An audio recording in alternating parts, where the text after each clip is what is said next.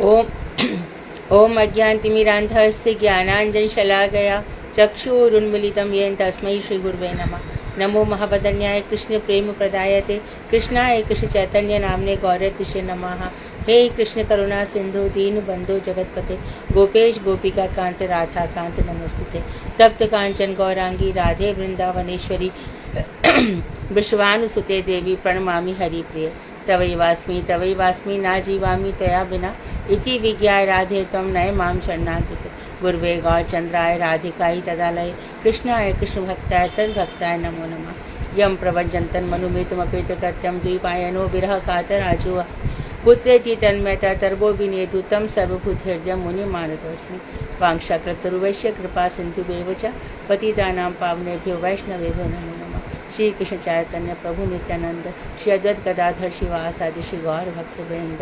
हरे कृष्ण कृष्ण कृष्ण हरे हरे, हरे राम राम राम हरे हरे। मैं सर्वप्रथम मध्य गुरु पाद्म पद्म परमाराध्यतम नित्य प्रविष्ट ओम विष्णुपाद अष्टोत्तर शत श्रीमद भक्ति वेदांत श्री नारायण गोस्वामी महाराज मध्य शिक्षा गुरु पाद्म पद्म परमाराध्यतम नित्य प्रविष्ट ओम विष्णुपाद अष्टोत्तर शत श्रीमद भक्ति वेदांत श्री वामन गोस्वामी महाराज के अभय चरणार बिंद में अनंत कोटि दंडवत प्रणाम ज्ञापन कर उनकी अति कृपा की वांछा करती हूँ।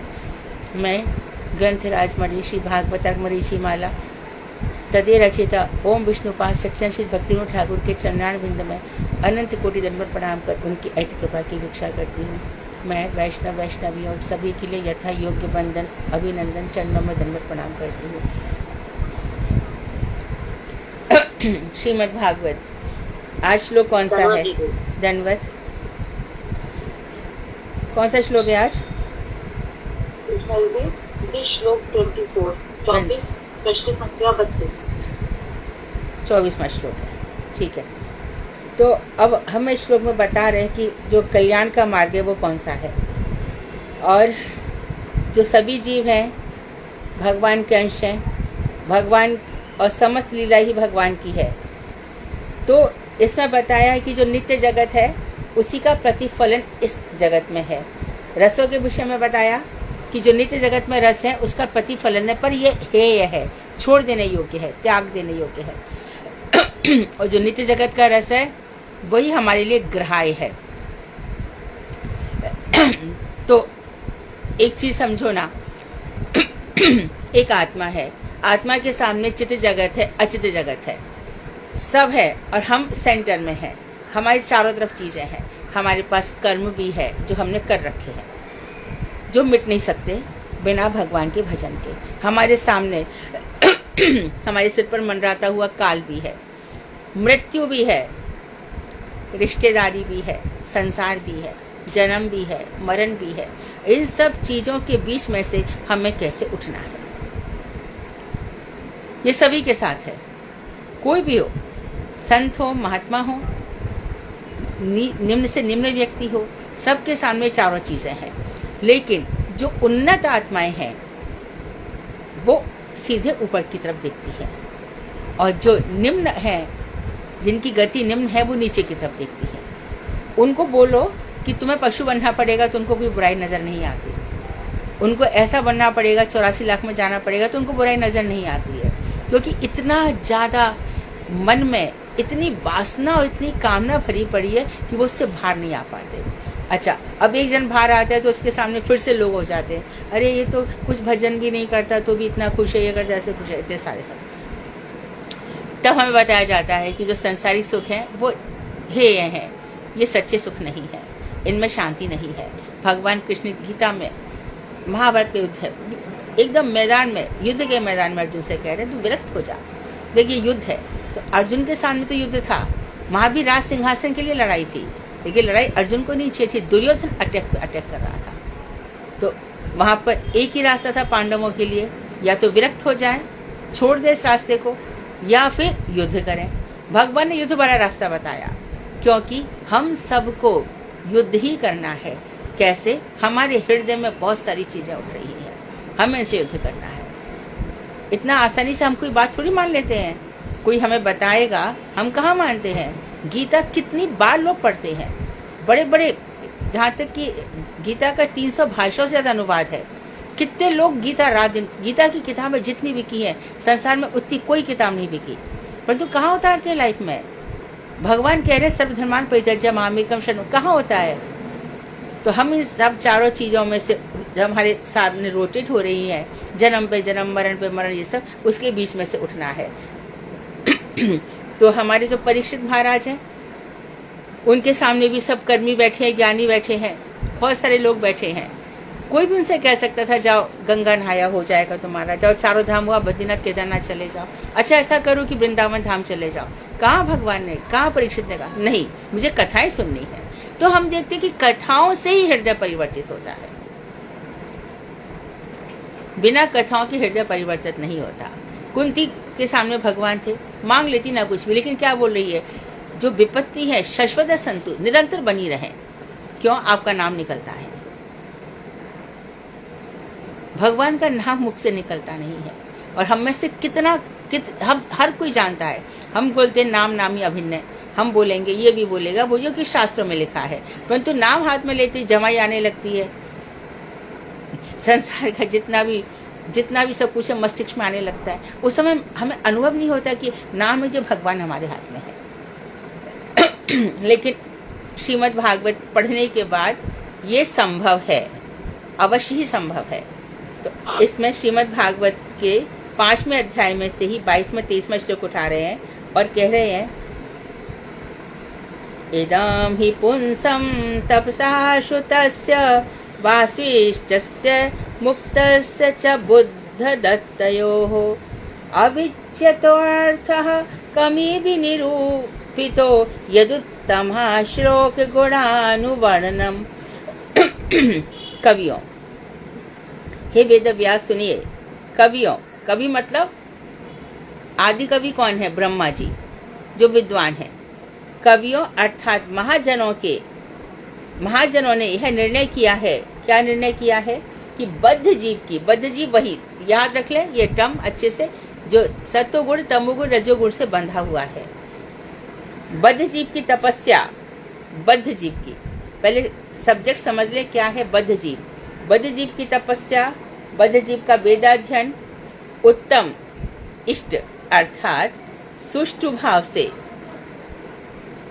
अनुष्ठित यज्ञ, बहुत ही अच्छे प्रकार से उनसे यज्ञ किया है, तपस्या कर ली है, वेदाध्ययन कर लिया है। किसने? बद्ध जीव ने। यज्ञ कर लिए हैं, वेद पाठ स्पष्ट रूप से वेद मंत्रों का उच्चारण भी कर लिया है, ब्रह्म ज्ञान भी उसको हो गया है और दान इत्यादि भी उसने कर लिए हैं। समस्त शुभ कर्मों का एकमात्र अविच्युत अर्थात जो कभी नष्ट नहीं होता, ऐसा नित्य फल क्या है? श्री कृष्ण का गुण अनुवर्णन ही है, गुणों का वर्णन करना है। भगवान श्री, आपस में मिलो तो भगवान श्री कृष्ण की चर्चा, परस्पर क्या होता है कि कृष्ण की वो लीला सुनी। जैसे कल मुझे डालना भूल गई मैं डाल देती हूँ। कल बलराम जी पे कोट था, है ना? सुना किसी ने? तुम में से किसी सुना? गुरुदेव के संदेश निर्देश में डाला था। बलराम जी महाभारत से निकल गए, उनकी कोई रुचि नहीं थी महाभारत के युद्ध में। महाभारत के युद्ध को देखने के लिए विभीषण को भी बुलाया गया था। विभीषण ने कहा कि कितने लोग हैं? 18,000 अक्षौहिणी सेनाओं के बीच में युद्ध होगा। अरे युद्ध कौन देखता है, हमारा युद्ध इससे भी बहुत बड़ा था, इसको कौन देखता है? उन्होंने भी मना कर दिया और हमारे इनको भी कोई रुचि नहीं थी बलराम जी को। ये यहाँ पर आ गए, आकर इन्होंने सोचा कि बलराम जी, थोड़ा सा प्रसंग है लेकिन समझ लो, जान लो, बलराम जी श्री कृष्ण भोक्ता है। ये भोक्ता मतलब विषय है, संसार के सभी विषयों के जितने भी विषय हैं उनके भोक्ता श्री कृष्ण ही है। अब कोई कह रहे क्या बलराम नहीं है क्या? तो बहुत से लोग कह रहे बलराम जी तो सेवा कर रहे थे, वो तो 10 प्रकार से सेवा करते हैं। भगवान का आसन भी वही है, भगवान की खड़ाऊ भी वही है, भगवान की पादुका भी, भगवान का छत्र भी वही है, भगवान के व्यजन भी वही है। और तो उनके अंदर वात्सल्य भाव है भगवान का, क्योंकि लक्ष्मण से छोटे भाई बन के अब बड़े भाई बन करके आ गए, और अनंग मजदी के रूप में भी है, नित्यानंद ठाकुर भी है। तो हमें ऐसा कोई विषय दिख नहीं रहा, तो उसके लिए प्रभुपाल जी ने डांटा है कि भगवान नित्यानंद ठाकुर जो है या बलराम जी वो भी विषय है। तो श्रीमद् भागवत के 65वें अध्याय में, श्रीमद् भागवत दशम स्कंद 65 अध्याय, जहाँ पर स्पष्ट रूप से बताया गया है कि बलराम जी ने भी गोपियों के साथ रास विहार किया था। तो वो भी विषय है, इतना सा ध्यान में रखना, जब समय आएगा तो हम इसको विस्तार से करेंगे।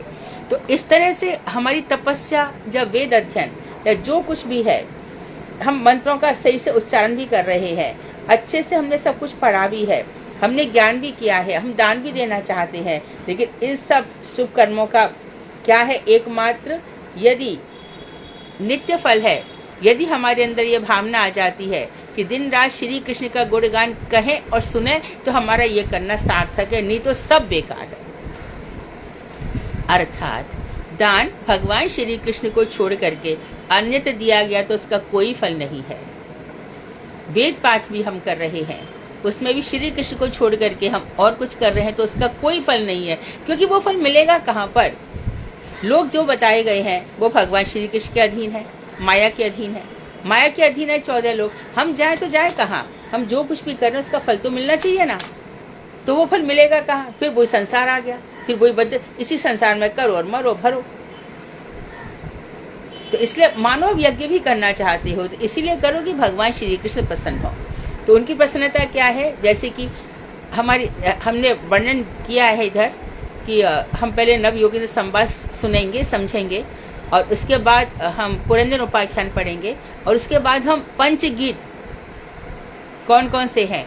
भ्रमर गीत, युगल गीत, प्रणय गीत, वेणु गीत और गोपी गीत, हम इन पांचों को भी समझेंगे।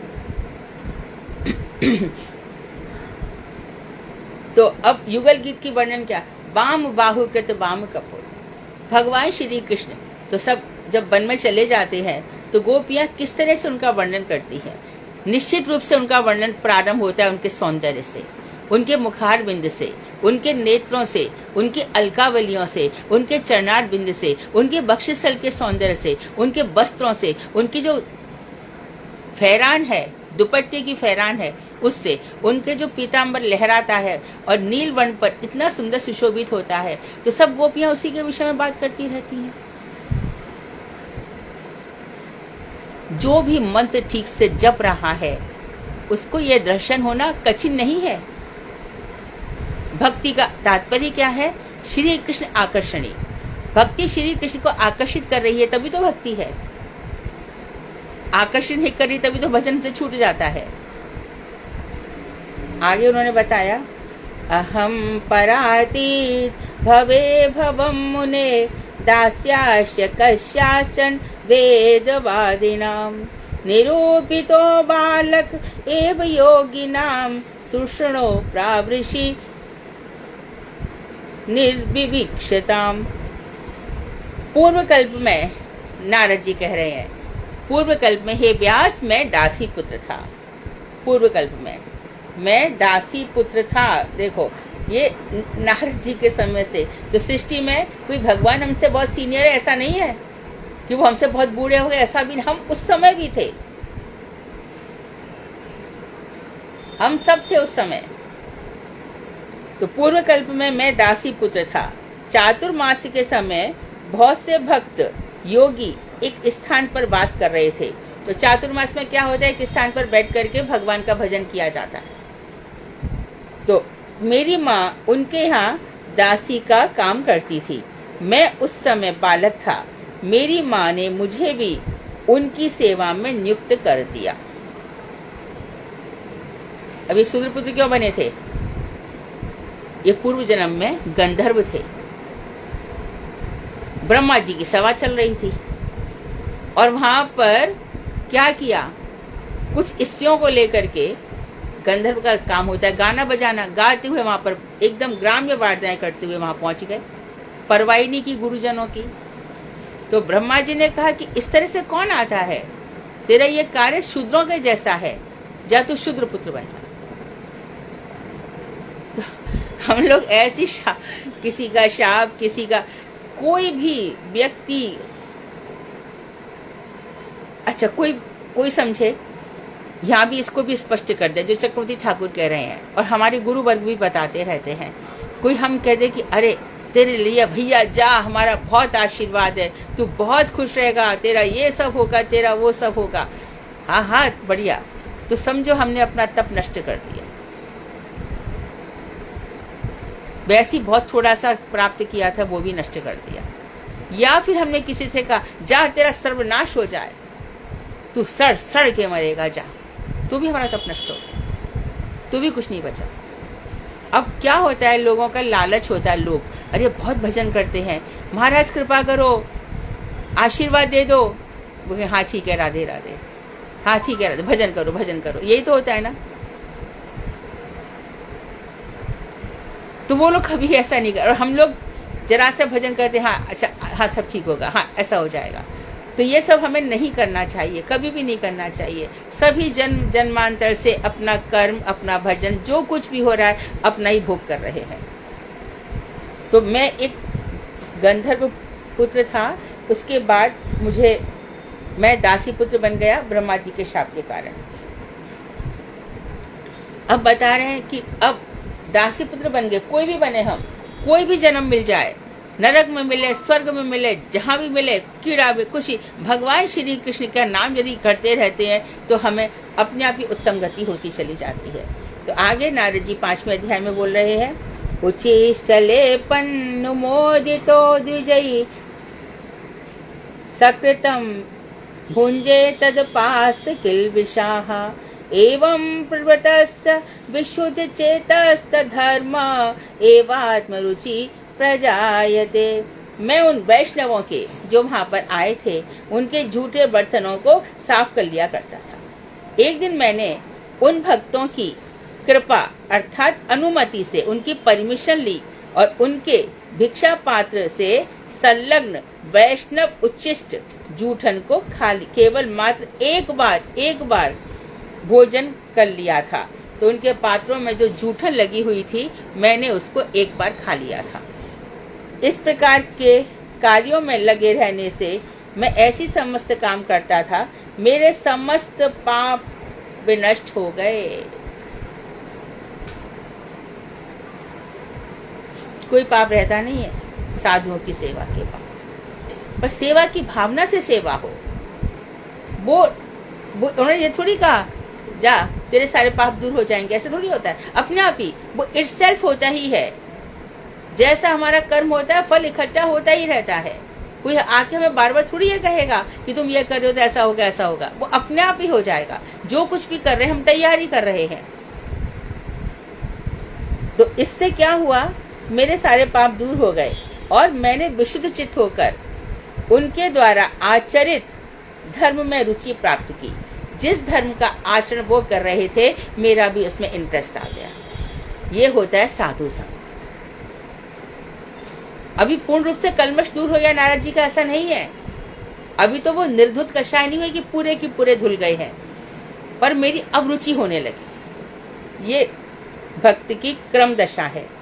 भक्ति की आगे देखिए, तत्रान्वहं कृष्ण कथा प्रगायताम अनुग्रहेणाशुणव मनोहराः ताः श्रद्धया मेनु पदम विष्णुवताः प्रिय शवस्यंग ममा भवद्गतिः। वहीं पर वे भक्त कृष्ण कथा का गान करते थे। उनकी कृपा से मैं भी प्रतिदिन उन मनोहारी कथाओं का श्रवण करता था। श्रद्धा पूर्वक श्रवण करने से, शर्त क्या है, श्रद्धा पूर्वक। सच में भागवत में जिसकी श्रद्धा हो गई ना, ये उसका जन्म अंतिम समझ लो। भागवत से बढ़कर कुछ भी नहीं है, क्योंकि साक्षात श्री कृष्ण रूप है ना। तो श्रद्धा पूर्वक श्रवण करने से प्रिय कीर्ति अर्थात जिनका यश संसार में सभी को प्रिय है, ऐसे श्री कृष्ण में मेरी रुचि उत्पन्न हो गई। आगे इसी अध्याय के 30वें श्लोक में नारद जी कह रहे हैं, ज्ञानम गुह्यतम यत्तत् साक्षात् भगवतोदितम अन्ववोचन गमीशयन्तः कृपया दीनवत्सलाः। वर्षा समाप्त होने पर जब वे उस स्थान से जाने लगे, तब वे दीन वत्सल वैष्णवगण मेरे द्वारा जिज्ञासा न किए जाने पर भी, मैंने कुछ पूछा भी नहीं तो भी उन्होंने मुझे साक्षात भगवत उदित, जो उपदेश स्वयं भगवान श्री कृष्ण ने अपने मुख से किए हैं, उस गुह्यतम ज्ञान का उपदेश मुझे दे गए। अब यहाँ पर गुह्यतम, इस चीज को समझ लो, हमने बताया पहले भी, फिर भी रट लो। श्रीमद् भगवद गीता में 4 प्रकार का ज्ञान है। पहला गुह्य ज्ञान, दूसरा गुह्यतर ज्ञान, तीसरा गुह्यतम ज्ञान और चौथा है राजविद्या। गुह्य ज्ञान, जब हम ये समझते हैं कि एक ब्रह्म है, ये ब्रह्म सारे संसार को, ब्रह्मणो ही प्रतिष्ठा, हम भगवान की प्रतिष्ठा क्या है? ब्रह्म। ये ब्रह्म है ना, ब्रह्म ज्योति ब्रह्म है। तो ये है गुह्य ज्ञान, जब भगवान का फर्स्ट अपीयरेंस यही मान लेते हैं कि एक ब्रह्म है, हम सब उनके अंश हैं। लेकिन अभी जैसे हमने लास्ट टाइम पढ़ा था, कल ही पढ़ रहे थे हम, ब्रह्म के ऊपर परमात्मा, परमात्मा जो हमारे सबके हृदय में बैठे हैं, व्यष्टि रूप से इंडिविजुअली और एज ए होल सारे विश्व को चला रहे हैं, अर्थात सारे विश्व की सृष्टि स्थिति कर रहे हैं, पालन कर रहे हैं, मेरी भी सृष्टि स्थिति पालन कर रहे हैं या मुख्य रूप से करवा रहे हैं। तो ये जो ब्रह्मांड है, यथा अंडे तथा ब्रह्मांडे, जैसा अंड में होता है वैसा ब्रह्मांड में, अर्थात देखो भगवान जो ब्रह्म है, अब इसके ऊपर उठे परमात्मा, सुपर सोल जो हमारे यहाँ पर बैठी है, उसका जो परमात्मा है वो भगवान का एक व्यक्तित्व है और जो इस तरह से हमारी इंद्रियों को संचालित कर रहे हैं। तो कल भी बताया था कि किस तरह से शिशुपाल की आत्मा निकली, परमात्मा में समाई, फिर ऊपर चली गई। युधिष्ठिर ये देख करके दंग रह गए थे, तो परमात्मा के रूप में। तो ये हम क्या समझते, थोड़ा सा और ऊपर चले गए, गुह्यतर ज्ञान। हम यहाँ तक तो आ गए कि हमारे भगवान इस सारे संसार को भी चला रहे हैं और हमें भी चला रहे हैं। और तीसरा है गुह्यतम ज्ञान, वो है भगवान। तो ब्रह्मेति परमात्मेति भगवानीति शब्दते, वही ब्रह्म है, वही परमात्मा है, वही भगवान है। अब जब भगवान आ जाते हैं तो भगवान का हमें आकार, तो अभी परमात्मा और ब्रह्म हम समझते हैं कि निर्विशेष है, निराकार है। भगवान तक आते आते हमें उनके 6 भग, ऐश्वर्य, यश, ज्ञान, वैराग्य, बल, सौंदर्य इत्यादि हमें दिखाई देते हैं। उसके बाद जब भक्त की स्थिति और ऊंची हो जाती है, तब नाम के प्रति इसकी श्रद्धा होती है। नाम के बाद फिर रूप, नाम के बाद रूप, रूप से हमारा स्नेह होता है, नाम रूप गुण, फिर भगवान के गुण, बात बात में उनके गुण दिखाई देते हैं, हर बात में उनकी लीला याद आ जाती है। कोई भी प्रसंग हो, ठाकुर जी की लीला याद आ जाती है। नाम रूप गुण और लीला, तो भगवान के गुण, परम श्याम सुंदर शिखंड शेखर, स्मेर हास मुरली मनोहर। तो भगवान श्याम सुंदर, उनके समस्त गुण याद आ जाएंगे। फिर उनकी लीला, जब हमें लीलाएं याद आती हैं तभी समझो धाम से हमें प्रेम होगा। तब हम धाम में बैठ करके वहां पर बैठ जाते हैं कोने में, क्या लीला हुई थी यहाँ बताओ ना, क्या लीला की थी यहाँ पे, गौरांग महाप्रभु क्या कह रहे थे।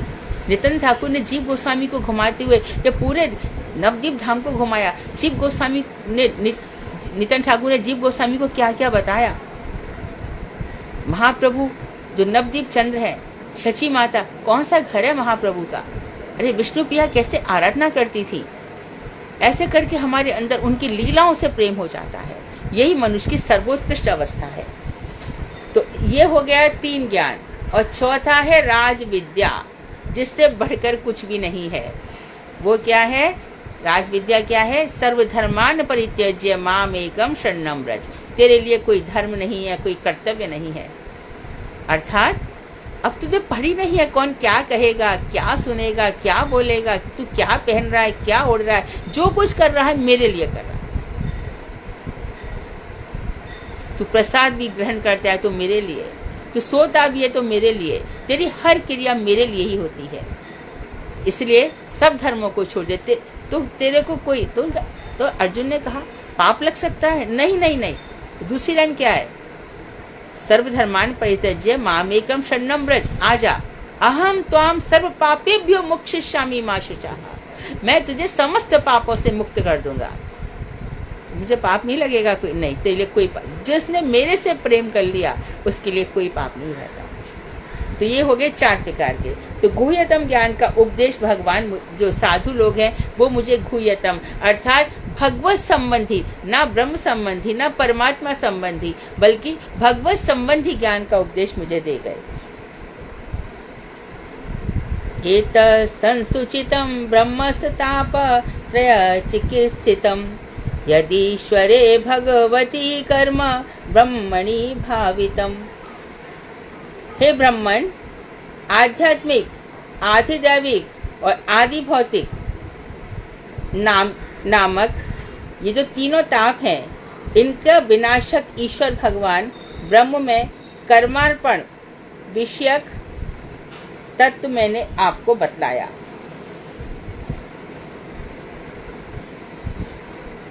अपने अपने भाव के अनुसार योगियों के ईश्वर अर्थात परमात्मा में, भक्तों के षड्विध ऐश्वर्य युक्त 6 प्रकार के ऐश्वर्य युक्त श्री भगवान में, और ज्ञानियों के उनके निर्विशेष स्वरूप ब्रह्म के प्रति या जो कर्म समर्पित होते हैं, मैंने आपको उसके विषय में बतला दिया। अर्थात ज्ञानी ब्रह्म की उपासना करते हैं, योगी परमात्मा की उपासना करते हैं, और भक्त लोग भगवान की उपासना करते हैं। तो जो भगवान की उपासना है वो गुह्यतम ज्ञान है। तो ये सब मैंने तुमको बतला दिए। आध्यात्मिक, इससे आध्यात्मिक, आधिदैविक, आदि भौतिक। तो देखो कुछ ताप तो ऐसे हैं जैसे कि आदि भौतिक समझो ना, भू संबंधी, कभी बरसात हो रही है, कभी आंधी तूफान भूकंप इत्यादि। और आध्यात्मिक हमारे जो पिछले कर्मों का हिसाब किताब है वो आध्यात्मिक ताप है। कभी हमें आध्यात्मिक, आधिदैविक और दैववश, कभी सांप काट रहा है, कभी बिच्छू काट रहा है, और कभी बीमारियां इत्यादि हो रही है कर्मवश। ये इस प्रकार के ताप मनुष्य को आते जाते रहते हैं। तो ये जो तीनों ताप हैं, ये क्यों कैसे समाप्त हो सकते हैं? कैसे समाप्त हो सकते हैं? ईश्वर भगवान ब्रह्म में कर्मार्पण विषयक, हम जब सब की सब भगवान में समर्पण कर देते हैं। साफ स्पष्ट बता दिया कि 3 प्रकार के ताप हर मनुष्य को तंग करते हैं। और वैसे भी कोई तन दुखी, कोई मन दुखी, कोई धन में रहत उदास, थोड़े थोड़े सब दुखी, सुखी कृष्ण के दास। यहाँ संसार में ऐसा कोई नहीं है, कोई भी ऐसा नहीं जिसको दुख नहीं हो, और कोई भी ऐसा नहीं जिसको बीमारी ना हो। और कोई बीमारी भी नहीं होगी तो उसको एक प्रकार का टेंशन लेने की आदत है, उसको स्वभाव में चिंतित रहने की आदत है। कोई बात भी नहीं है फिर भी चिंता करता रहता है। तो इस तरह से यहाँ सब परेशान है। आनंद में कौन रहता है? कृष्ण। तो क्यों कह रहे हैं ये बात कि ये तो भगवान का नाम है, जो ईश्वर है, इनका नाम तीनों तापों का विनाशक है। और जितने भी हमारे कर्म हैं सब की सब भगवान को अर्पण कर देने चाहिए। देखो गुरुदेव महाराज जी ये लिख दिया, सीधा उनका पहला ही होता, मैं इसको अपने गुरु जी को अर्पण करता हूँ। कभी ये नहीं कहते मैं भगवान को अर्पण करता हूँ, मेरे गुरु जी आगे अर्पण कर देंगे। ये है अनुगत्य। हम तो सीधा भगवान की, आप सोचो स्वर्ग है, उसके ऊपर के लोग हैं, हम वहां पे जा रहे हैं। सनक सनंदन सनातन सनत कुमार जब ड्योढ़ी पर पहुंचे हैं, वहां उनको जाने दिया क्या? जय विजय ने रोक दिया। फिर हमारी सामर्थ्य क्या वहां जाने की? तो वेदांत क्या कहता है कि मेरे जो पार्षद है, जब कृष्ण कहते हैं, जब मैं ये देखता हूं कि यह भक्त मेरे विरह में इतना व्यथित हो चुका है कि अब संसार में जीवित नहीं रह पाएगा, तब मैं उसको अपने लोक में बुलवा लेता हूं अपने पार्षदों के द्वारा। तो मीरा का क्या हुआ? देखते देखते मीरा द्वारका जी की मूर्ति में समा गए। इतनी ज्यादा सुबह दिन क्या संसार के लोग कह रहे हैं, क्या कोई नहीं कह रहा, मेरो तो गिरधर गोपाल दूसरों ना कोई। जब ऐसी सिचुएशन मीरा की आ गई, तब जाके यहाँ जरा भी लेश मात्र रहा ना, उठा के फेंक दिए जाते हैं। इसको भी समझ लेना चाहिए। जो कर्म अर्पण की बात हुई है ना, जैसे कि कुम्हार है, कुम्हार के पास मिट्टी है, उपादान सामग्री है, और उसके पास चाक है, मिट्टी है, चलाता जा रहा है। मिट्टी समाप्त हो गई तो भी चाक चलता है, क्योंकि उसकी आदत है। इसी प्रकार से हमारे सारे कर्मों के फल नष्ट हो गए, सब कुछ बच गया, लेकिन कर्म का बीज अभी भी बचा है, तो भगवान फिर से 3-4 जन्म और दे देते हैं कि देखता हूँ कि ये कर्म अपना अवसर पाकर विकसित होता है कि नहीं। मानो हमारा एक कोई कर्म बाकी रह गया कि मेरा बहुत संसार में इतना यश हो जाए, तो बस भगवान वो इच्छा पूरी कर देंगे, या तो धन बहुत दे देंगे या विद्वान बना देंगे, बस संसार में नाम हो जाए। तो कोई कर्म बाकी नहीं था, लेकिन इच्छा थोड़ी बाकी थी। तो इसी प्रकार बार बार जैसे चाक चलता है, इसी प्रकार से हमारे सारे कर्म समाप्त हो जाए, फिर भी कुछ रह गया, कारण शरीर ये हो ही जाता है। इसलिए समस्त कर्मों को भगवान के लिए अर्पण कर दो। ये जीवन भी सब कुछ अर्पण है, ये आत्मा, ये जो कुछ भी है ठाकुर, सब आपका ही है। तो मेरे जीवन में ऐसे गुरु वैष्णवों का साथ दे दो कि बस मैं आपका ही चिंतन करता रहूं। अब आगे और कह रहे कि मैं बतलाऊंगा, तो आगे क्या बताया उन्होंने, एवं नृणाम क्रिया योगाः सर्वैः संसति हेतवाः ता एवात्म विनाशाय कल्पन्ते कल्पितः परे। मनुष्यों के सभी कर्म संसार बंधन के कारण होते हैं। जो कुछ भी किया जाएगा वो कर्म बिना फल दिए मरता ही नहीं है। जो भगवान से युक्त हो जाता है तो भक्ति उसका फल हो जाता है, फिर भक्ति हो जाती है। और भगवान को छोड़ करके जो भी कर्म किए जाएंगे, जैसे कि ना सर्विस डिपार्टमेंट वाले, हम तो अपना कर्म करते हैं भाई, कर्म एक ही कर्म है आपका, भगवान की भक्ति करना। मैं बहुत ऑनेस्ट हूँ, मैं फाइलों में कोई गड़बड़ी नहीं करता, मैं ये सब नहीं करता। ये सब कौन है? मायाबद्ध जीव है जो भगवान को छोड़ करके व्यक्तिगत कर्म में विश्वास रख रहे हैं। परंतु यदि कोई उन समस्त कर्मों को परतत्व भगवान के उद्देश्य से अनुष्ठित करता है, तब वे कर्म योग का कर्म सत्ता स्वरूप कर्मपना ही जड़ से नष्ट हो जाता है। तो सारे कर्मों को जब भगवान में अर्पण कर देता है, तो इससे क्या हो गया? 3 प्रकार से हम युक्त होते हैं भगवान से, ज्ञान योग, कर्म योग, भक्ति योग। योग मतलब जुड़ जाना, योग 2 का योग कितना हुआ? 4। तो कर्म से हम जुड़े भगवान से, और उसके बाद ज्ञान योग, ज्ञान भगवान का ज्ञान प्राप्त कर रहे हैं, उससे हमारा योग हुआ, और भक्ति से योग हुआ। तो अब ये कह रहे हैं कि कर्म यदि हमने समस्त भगवान को अर्पण कर दिए, तो ये भगवान के साथ हमारा क्या हो गया? कर्म योग। योग कर्म सुकौशलम, गीता की बात आई है। कर्मों में कुशलता ही योग है, अर्थात तो जो कर्म बड़ी कुशलता पूर्वक कर रहा है। यदि देखो कोई भी कर्म किया जाता है, उसमें भगवान की ही संतुष्टि रहे, मेरा ईगो सेटिस्फाई हो जाए, मेरा ना, तो वो उस कर्म बन जाएगा। भक्ति भी हम कर रहे हैं भक्ति, लेकिन लोग, मैं घर में बहुत भजन करता हूँ सुबह उठ करके, तो सारे घर वालों को मेरा ख्याल रखना चाहिए, भक्ति नष्ट हो जाती है, कुछ भी बचता नहीं है। इसी प्रकार से हम मानो यहाँ कथा कह रहे हैं, ये सब कुछ कह रहे हैं, इसमें हमारे जरा भी लोभ लालच, हमारी प्रतिष्ठा हो जाएगी, क्लास में सब कहेंगे तो बहुत अच्छा बोलती है, ये सब नष्ट हो जाएगा, कुछ भी नहीं बचेगा। जो कुछ भी होता है भगवान श्री कृष्ण के लिए, तब कर्म भी भक्ति बन जाता है। तो ये कह रहे हैं कि यदि आप कर्म से आप जो भी कर रहे हो सुष्ठु प्रकार से करो, अच्छे प्रकार से करो, और भगवान के लिए अर्पण कर दो। अब दक्ष के यहाँ जितने यज्ञ इत्यादि हो रहे थे, सती वहां पर पहुंची, और वहां पर किस लिए हो रहा था यज्ञ? किस लिए हो रहा था? स्वर्ग की कामना से हो रहा था, प्रजा की सृष्टि होगी, दक्ष इसीलिए यज्ञ कर रहे थे। वहां पर कृष्ण की कोई भक्ति ही नहीं थी।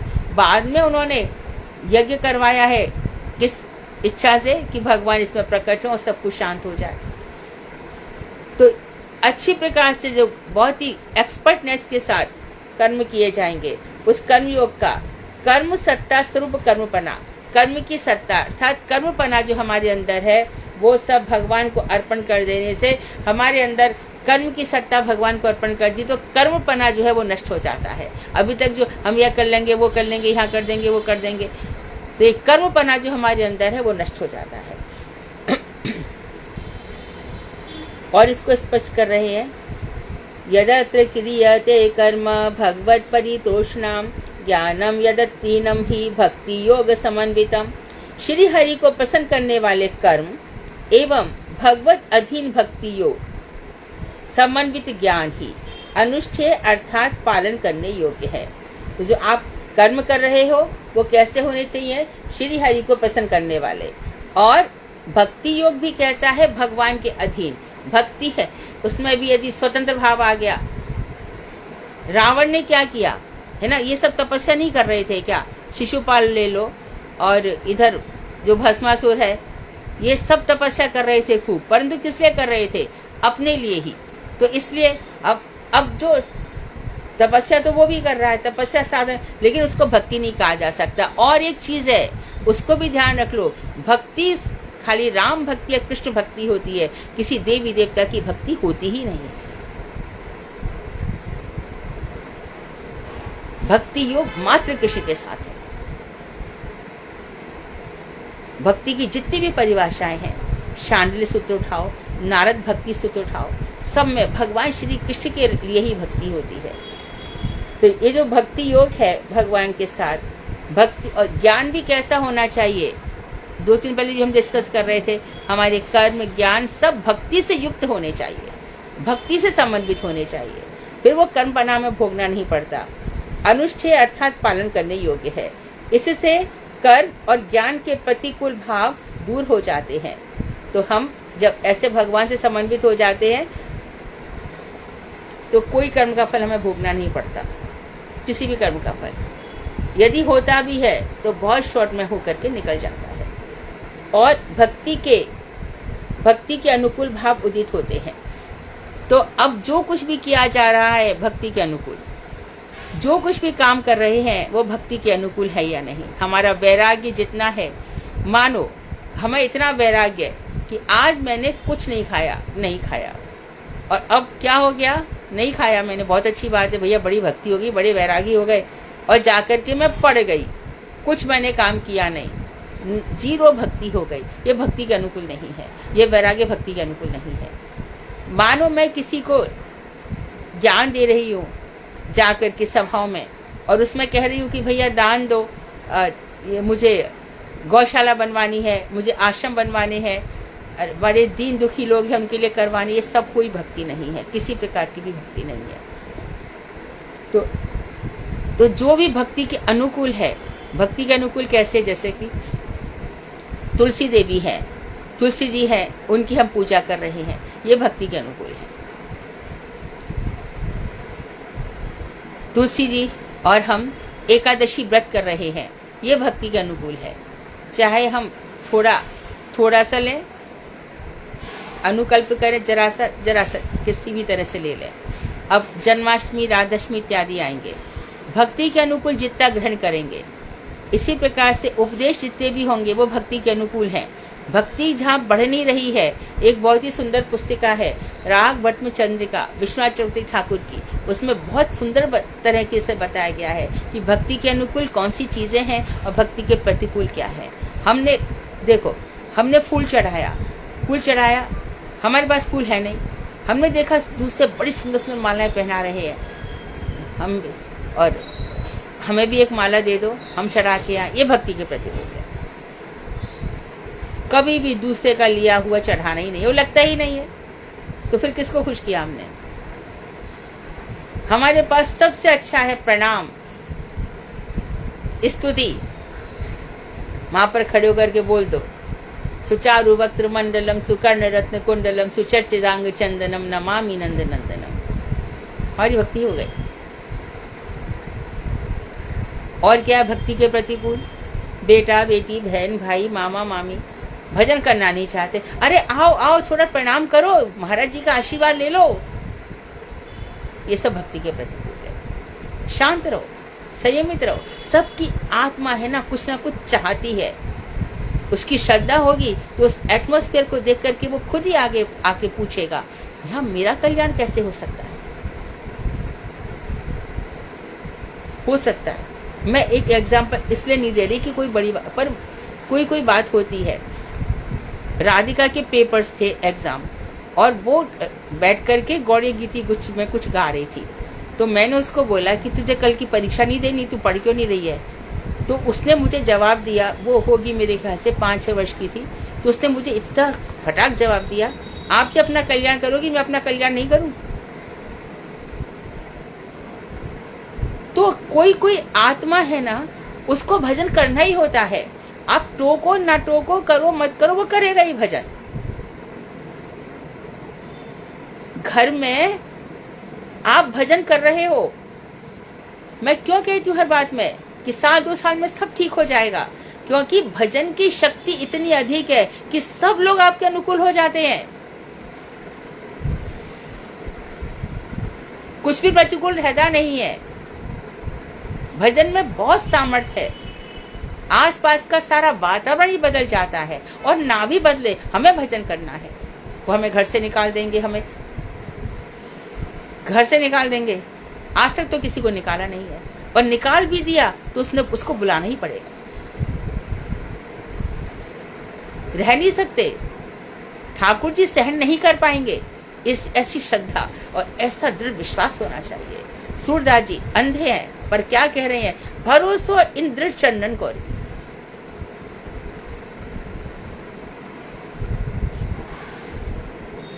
तो कर्म और ज्ञान के प्रतिकूल जितने भी हमारे अंदर भाव हैं वो दूर हो जाते हैं, क्योंकि हम जितने भी कार्य कर रहे हैं भगवान हरि को प्रसन्न करने के लिए ही करते हैं। और प्रतिकूल भाव दूर हो जाएंगे और अनुकूल भाव हमारे अंदर उदित हो जाएंगे।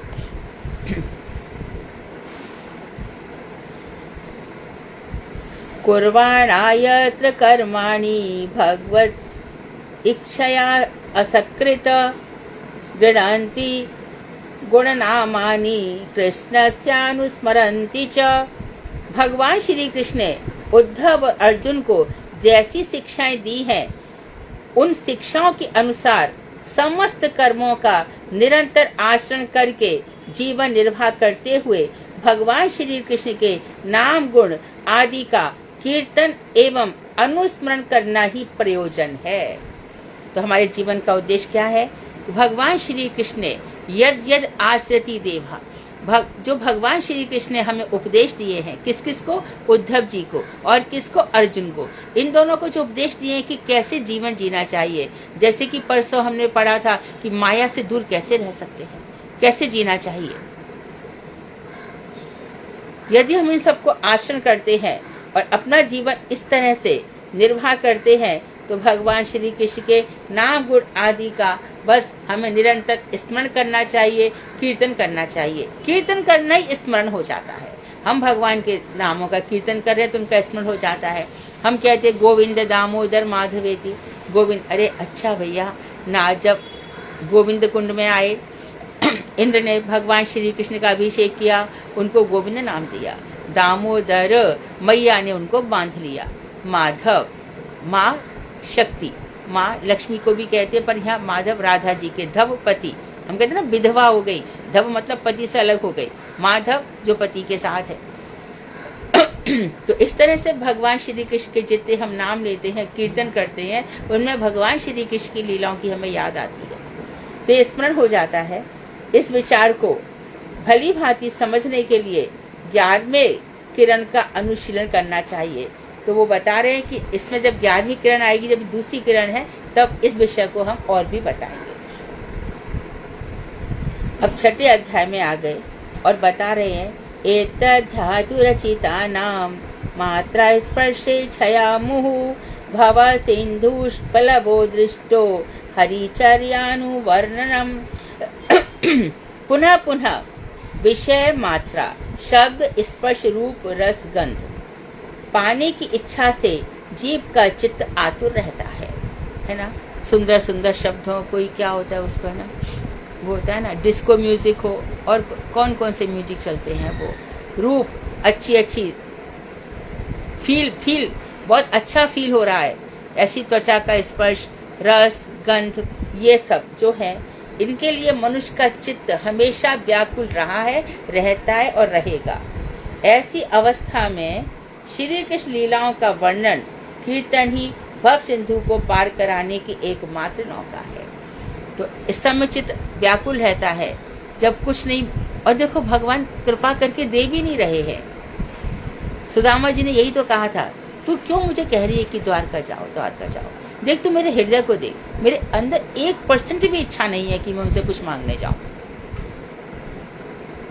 और अंतर्यामी उनको नहीं पता क्या कि मेरी क्या स्थिति है, फिर किसी से क्या मांगना। जो कुछ मांगता है भगवान क्या नहीं दे सकते। मांगो मत, कुछ भी मत मांगो, देना है जो दे, है ना। बताते हैं ना कि सुख और दुख अपने आप आते जाते रहते, इनको मांगना नहीं चाहिए। तो एकमात्र क्या करें, श्री कृष्ण लीला, तो चित्त आतुर रहेगा, उस समय हमें भगवान का कीर्तन करते रहना चाहिए। जाई विद राखे राम ताही विद रहिए। पहले अभी भी गांवों में 6 बजे, बहुत अच्छा, ये 6 बजे सूर्यास्त के पहले या तो महिलाएं, सभी हमारी बहनें, सब भाई अपना अपनी चौपाल लगा लेते हैं और वहां पर रामचरितमानस गाते हैं, या बहुत से ऐसे स्थानों पर श्रीमद् भागवत इत्यादि का पाठ किया जाता है। और आजकल तो इलेक्ट्रिसिटी का इतना प्रॉब्लम नहीं है, परंतु पहले नहीं होती थी। तो शाम के समय एक लालटेन जला ली और बस, सोने वाले तो सोएंगे, 9 बजे से पहले तो नहीं सोएगा कोई, और वहां पर बैठकर कीर्तन चलता था, जगह जगह चलता था। चौपाटी चौपाल इसलिए बनाए जाते थे कि सब बैठे और ये करें। हमारे यहाँ पे ये सब खत्म हो गए। और सैटरडे संडे कौन सी पिक्चर जाएंगे, वही सब, कौन से होटल जाएंगे, कौन सा, ये सब रह गया। घर में थोड़े से स्ट्रिक्ट हो जाओ और कहो भैया शनि रवि है, मेरे साथ बैठो, 2 घंटा कीर्तन करो, जरा गीता खोलो, मुझे सुनाओ इसमें क्या लिखा है। हम नहीं खोलेंगे, हम नहीं पढ़ेंगे, तो भैया मैं तुम्हारे साथ नहीं उठ बैठ सकता, सीधी सी बात है। तो इससे क्या होगा, घर का वातावरण भी बदलेगा और आपके संपर्क में आने वाले सब लोग बदलेंगे। निश्चित रूप से इन चीजों का असर होता है, अवश्य होता है। तो हमें कैसे भी, जब चित्त हमारा व्याकुल हो जाए, तो हमें भगवान श्री कृष्ण की लीलाओं का स्मरण करना चाहिए। आगे कह रहे हैं, यमादि भी योग पथई काम लोभ हतो मुहु मुकुंद सेवया यत् तथा अध्यात्मा न शास्यति। यदि कहो कि अष्टांग योग का पथ ग्रहण करने से ही वही फल मिलता है, अर्थात भव सागर से पार हुआ जा सकता है, तो सुनो, यम नियम आदि अष्टांग योग कौन कौन से हो गए, यम नियम, इसके बाद आसन, यम नियम आसन, प्राणायाम, प्रत्याहार और अंत में समाधि है। इसके पहले और क्या क्या है, धारणा, हाँ, यम नियम ध्यान, धारणा, आसन, प्राणायाम, प्रत्याहार, समाधि, ऐसे अष्टांग योग है। तो इससे यदि इनसे भी तो भवसागर से पार हुआ जा सकता है। तो सुनो, यम नियम आदि योग पथ अवलंबी, जो योग पथ का आश्रय लेते हैं, ऐसे पुरुष क्या होता है, बार बार काम लोभ आदि के द्वारा चालित होकर अपने पथ से भ्रष्ट हो जाते हैं। देखो, यम नियम करने वाला कितना बड़ा बिजनेसमैन बन गया है ना, कितना बड़ा। और ये लोग, अच्छा, और हमारे विश्वामित्र, मैं इनका अवसर आ गई कि नहीं आ गई, सौभरी मुनि अष्टांग योगी तो कर रहे थे, क्या हुआ, 2 मत्स्य को देख लिया और बिल्कुल चित्त विकृत हो गया। तो इस प्रकार से हम देखते हैं कि अष्टांग योग का आश्रय लेने, वो बहुत है ना। अभी इसमें भी आया है, उद्धव गीता में भी आया है, एकादश स्कंद में, कि भैया तू ध्यान कर, ऐसे आसन पर बैठ तो समतल हो, ऐसी भूमि पर बैठ जहाँ ऊपर नीचे ना हो, स्वस्तिक आसन पर बैठ सुविधापूर्ण, और नाक पे ध्यान कर, इधर नाक, नासाग्र या फिर दोनों भ्रकुटी के बीच आज्ञा चक्र है, यहाँ पे ध्यान करो। और ध्यान करके, या फिर वो वहाँ पे एक ऐसी लेबोरेटरी बना देंगे, एक दीपक जला देंगे, इस पर बराबर देखते रहो, मन को शांत करो। इन सब से कुछ भी नहीं होगा, क्योंकि चित्त की चंचलता भगवान श्री कृष्ण के नाम से ही जाती है। ये सब बाहरी चीजें रह जाती हैं। जब तक हृदय परिवर्तन नहीं होता, तब तक ये चीजें कुछ काम नहीं करती हैं। तो ऐसे पुरुष बारंबार काम लोभ, पैसे का लोभ आदि के दास हो जाते हैं और पथ से भ्रष्ट हो जाते हैं। किंतु मुकुंद सेवा में, भगवान श्री कृष्ण की सेवा में एक नाम दे दो, अच्छा मानो हमारा चित्त में बहुत लोभ आ रहा है कि बहुत धन आ जाए, कहीं से भी धन आ जाए, हरे कृष्णा, खत्म, कोई धन की लालसा ही नहीं रहती है। क्या करेंगे, कौन लेकर के गया, मैं भी क्या ले जाऊं। अरे जीते जी तो चाहिए, क्या जीते जी चाहिए, 2 रोटी तो चाहिए। सोने की चांदी में भूख ज्यादा लगती है क्या, क्यों चाहिए। और जिनको हो रही कि उनकी उम्र नहीं बढ़ रही क्या, वो मरणशील नहीं है क्या। जिनके पास ज्यादा धन है दिन रात परेशान रहते हैं कैसे इनकी सुरक्षा करी जाए, घर से बाहर निकलेंगे उनको ज्यादा चोरी की शंका रहती है।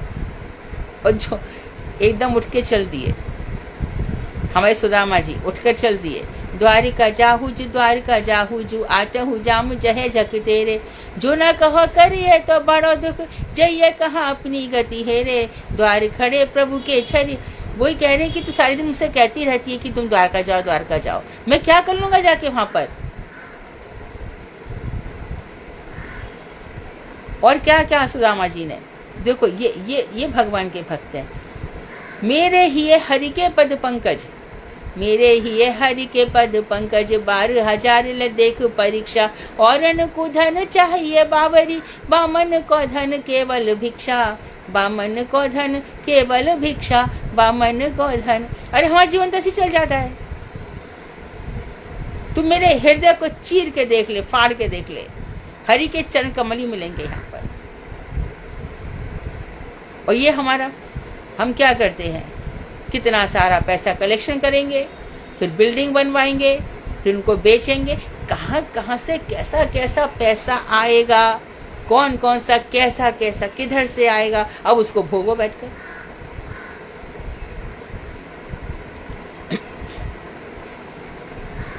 तो आतुर नहीं होना चाहिए, लोभ इत्यादि नहीं करना चाहिए। हमेशा ध्यान रखे, जैसे भगवान श्री राम अयोध्या से निकल गए, एक ही क्षण में राजीव लोचन राम चले तज बाप को राज बटाऊ की नाई, जैसे पथिक धर्मशाला से निकल जाता है, इसी प्रकार से हमें हमेशा तैयार रहनी चाहिए। वल्लभ कुल की बलिहारी, जब देखो जब तैयारी, उठो और चलो। हाँ, कहाँ कृष्ण कहाँ ले जाओगे, कहाँ तुम्हारे विष्णुदूत हमें कहाँ ले जाएंगे, चलो हम तो तैयार हैं। हमारा क्या है, इधर आए थे जैसे खा लिया वैसी खा लिया, जाएंगे, इसमें क्या हुआ। क्षण भंगुर जीवन की कलिका, प्रात समय खिली न खिली, रटले हरि नाम रसना, अंत समय हिली न हिली। तो ऐसे कोई भी इसको छोड़ करके, मुकुंद सेवा में इतना सुख है कि कोई भी इसको छोड़ करके संसार विषय में नहीं फंसता। इससे आत्मा साक्षात शाश्वत शांति प्राप्त करती है। भगवत निष्ठ बुद्धि का नाम शम है। शम क्या है, जो बुद्धि भगवान में निष्ठ हो जाती है, भगवान में अपने आप को समर्पित कर देती है, वही शांत है। और उसका धर्म जो शाम्य है, अर्थात शांति प्रदान करना है, आत्मा उसे प्राप्त करता है। आत्मा कोई भी आत्मा हो जब भी संतुष्ट रहती है, जब उसको शांति मिलती है। जेलों में चले जाओ, है ना, जो एडवोकेट लोग होते हैं तो उनको भेजा जाता है, वहां पर जेलों में दिखाया जाता है। चारू गई थी, उधर देखा कैसे कैसे लोग हैं, ऐसे हैं यहाँ पर कि 2 दिन जेल भेज दिया, तीसरे दिन घर वाले मिलने नहीं आ रहे, बहनें करहा रही है, वहां पर झूठे इल्जाम लगाए जाते हैं। देखो, कोई हमारा कुछ हर ले रहा है, त्याग दो, तो ले जा, तो जितना चाहिए ले जा, उसको भोगना है। शांति नहीं मिल सकती। तू कहेगा हमने ऐसा क्या किया था कि जो हमको ऐसा भोगना पड़ा। तुम उस समय भगवान का भजन करो, तुम्हें उसका उत्तर मिल जाएगा। कहीं ना कहीं, कभी ना कभी कुछ ऐसी हमसे भूल हुई थी। अभी आप देखो कितने ऐसे हमारे यहाँ पर बहुत प्रचारक हुए, प्रचारक हो गया, भगवान के नाम पर कितना धन कमाया। यहाँ पे जेल शुरू है, 10 साल तो हो गए होंगे उन लोगों को, आगे कहाँ जाएंगे सोचो।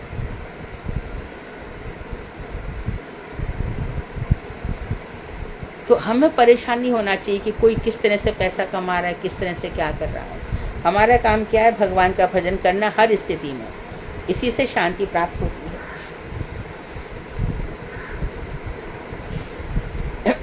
एक श्लोक और सुनिए।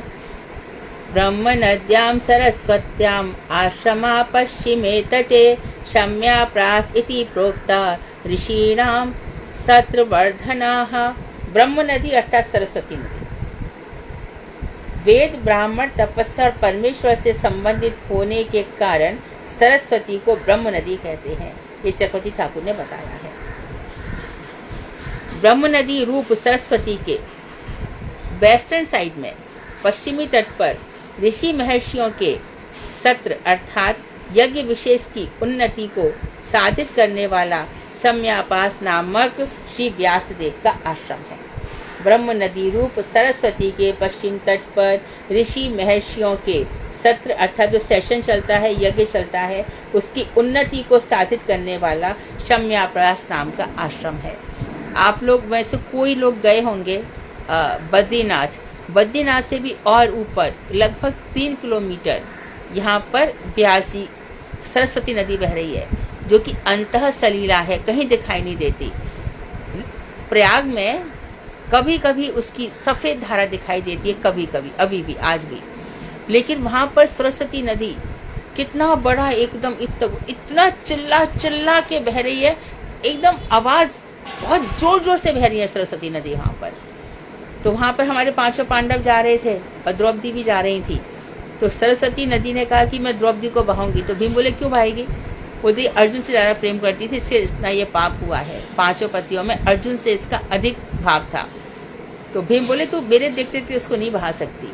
तो भीम ने क्या किया, जो वहां पे बह रही है नदी, बहुतों ने देखा होगा, मैं तो दर्शन करके आई, तो वहां पर भीमशिला रखी है, उसको भीमशिला कहते हैं। उसको जा करके अभी तो वहाँ पे थोड़ी सी सेफ्टी कर दी है, वहाँ जा सकते हैं, हम सरस्वती नदी को देख सकते हैं। उसके और आगे जाते हैं 5 किलोमीटर दूर, तो वो यंग बच्चे तो जा सकते थे, हमारा मन था, लेकिन हम ऑक्सीजन वगैरह लेकर के नहीं आए थे, तो ऑक्सीजन लेकर के जा रहे थे। 5 किलोमीटर ऊपर वसुधारा है।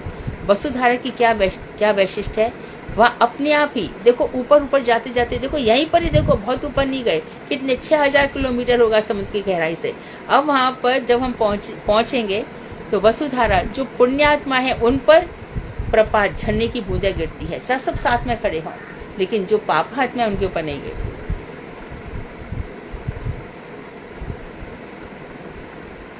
तो ऐसे शम्याप्रास नाम का आश्रम है, वहां पर व्यास जी बैठे थे।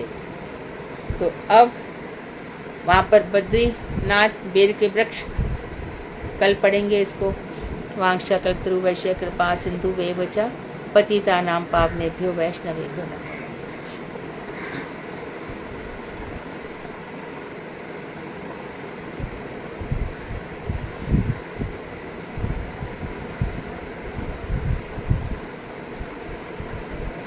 देखो कैसी है भागवत, अब पता चला कितना रस है, कितना आनंद है।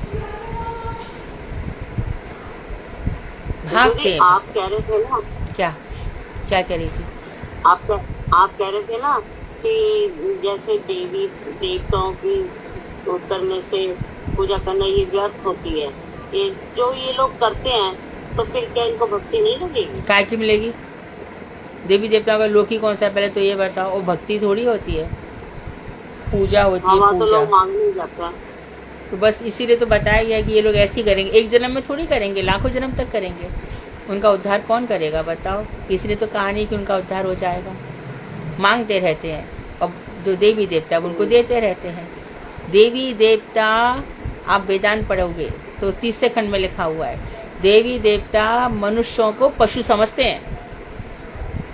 जैसे हम बैलों को जोत करके अपने खेती इत्यादि करते हैं, इसी प्रकार ही हमको थोड़ा थोड़ा कुछ देकर के अब हमको कुछ बलि देगा, अब कुछ पूजो उपहार लाएगा, कुछ ये चढ़ाएगा, जैसे चढ़ाएगा। देवी देवता मनुष्य का कल्याण थोड़ी कर सकते हैं, ऐसे लेते रहते। और वास्तव में तो जैसे 7वें चैप्टर में गीता में भगवान ने कहा है कि जो देवी देवताओं की पूजा करता है वो अल्पज्ञ है, मूर्ख है, अज्ञानी है, और अविधि पूर्वक, विधि नहीं है देवी देवताओं की पूजा करने की, क्योंकि वेदों में उनका वर्णन ही नहीं है। और ये पूजा मेरे पास आती है, क्योंकि सभी देवी देवता मुझे अर्पण कर देते हैं, परंतु पूजक नहीं आता, व्यक्ति मेरे पास नहीं आता, पूजा सब मेरे पास आ जाती है। सब गीता में लिखा हुआ है।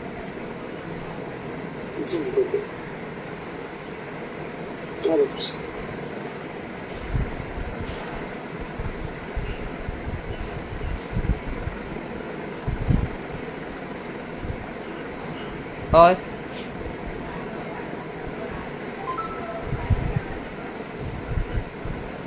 कोई और प्रश्न नहीं है? ठीक है। सुधा,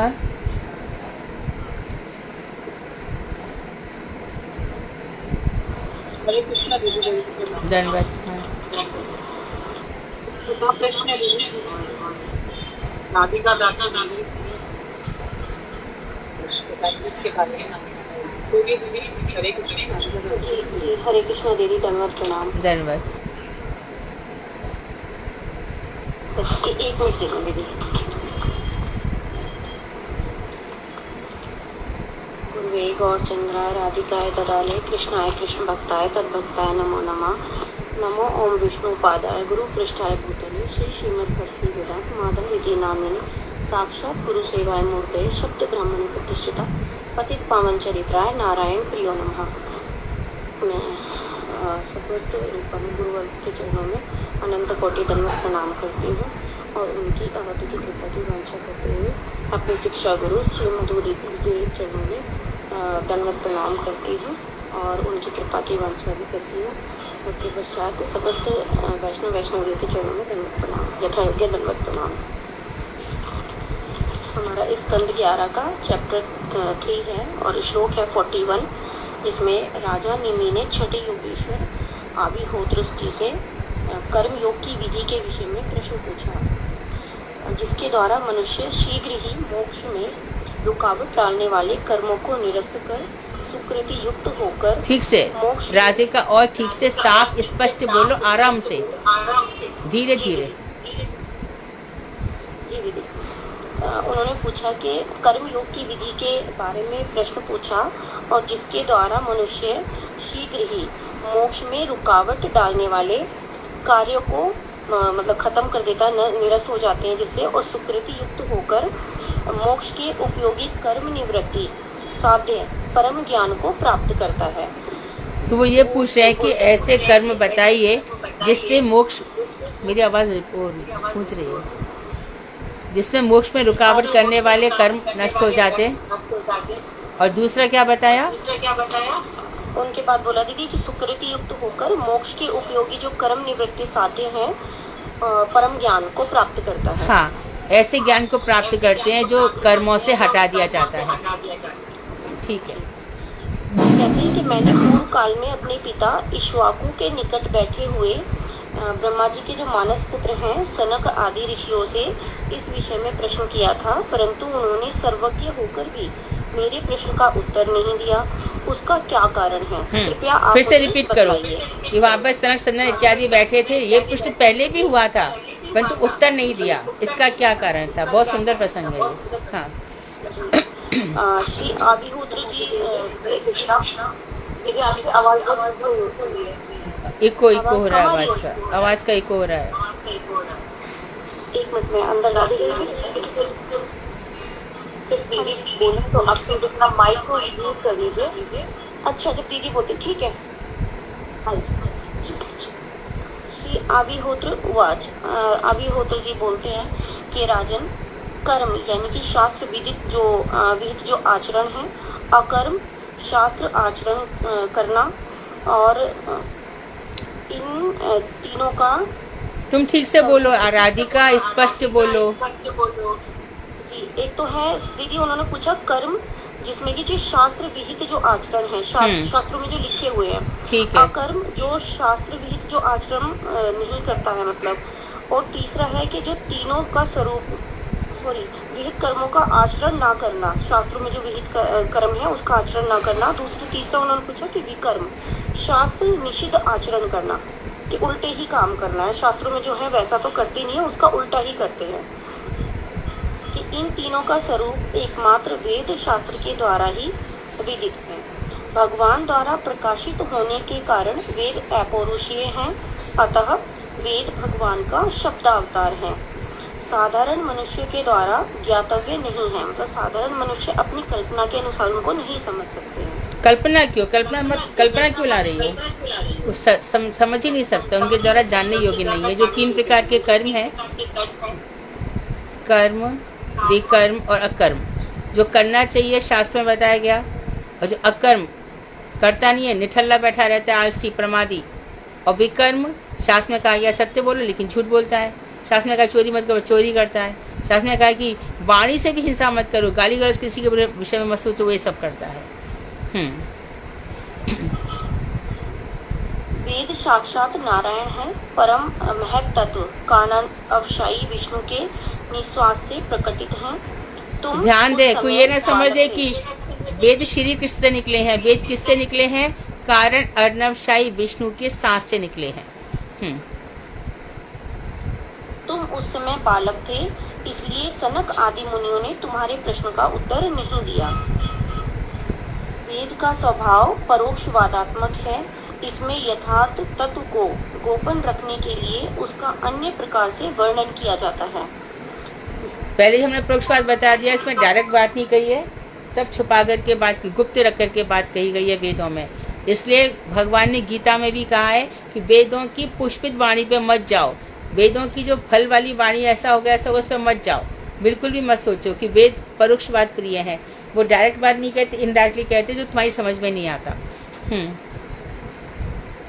जिस प्रकार पिता लड्डू आदि मिठाइयों का प्रलोभन दिखाकर अपनी संतान को आरोग्य फलप्रद औषधि का सेवन कराता है, उसी प्रकार वैदिक आदेश पहले रजोगुणात्मय सकाम कर्मों का विधान करते हैं, उसके पश्चात परोक्ष रीति से परम मोक्ष के मार्ग पर ले जाते हैं। समझ लो इसको भी, जैसे कि कोई एक पिता है अपने बच्चे को दवा देता है तो उसको मीठे में अंदर छुपा करके दवा देता है, कड़वी औषधि है। उसी प्रकार से वेद में ऊपर से कर्म दिखाते कि कर्म करो, लेकिन बाद में वो क्या करते, कर्म से हटाने की बातें करते हैं, कर्मों में लपेट कर कर्म से हटाने की शिक्षा वेदों में दी गई है।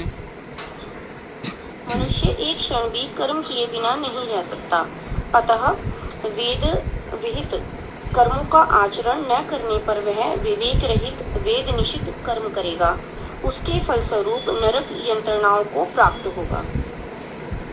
इस प्रकार जो जीव फल की अभिलाषा को छोड़कर अनासक्त भाव से उन कर्मों को भगवान को समर्पित कर वेदोक्त कर्मों का ही अनुष्ठान करते हैं, वे नैष्कर्म्य सिद्धि अर्थात केवला भक्ति प्राप्त करते हैं।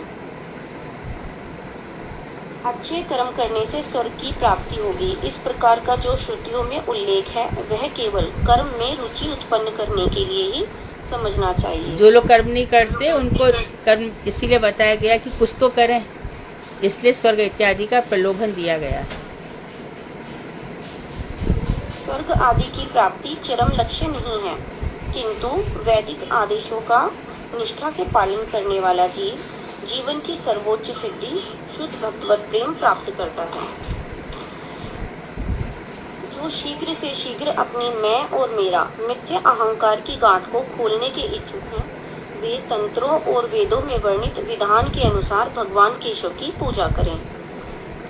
सर्वप्रथम निष्कपट सेवा आदि के द्वारा आचार्य को प्रसन्न कर उनके निकट उनकी कृपा स्वरूप दीक्षा, उपनयन एवं मंत्र आदि प्राप्त करें। तो क्रम बता रहे हैं, भगवान की सेवा के लिए सबसे पहले कहा जाए एक निष्कपट भाव से ऐसे साधु के पास जाए और वहां से दीक्षा आदि या उपनयन करें, उपनयन संस्कार करवाएं।